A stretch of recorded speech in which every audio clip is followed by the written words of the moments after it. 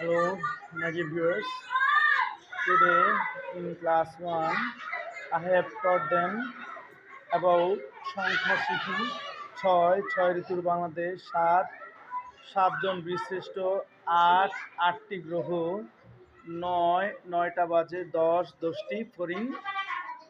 সংখ্যা শিখি সম্পর্কে আমরা আজকে 5টি বিষয় ধারণা নিলাম এবং এখানে ফড়িংয়ের ছবি এঁকেছি, আমরা একটা ঘড়ির ছবি এঁকেছি, একজন বীরশ্রেষ্ঠের ছবি এঁকেছি।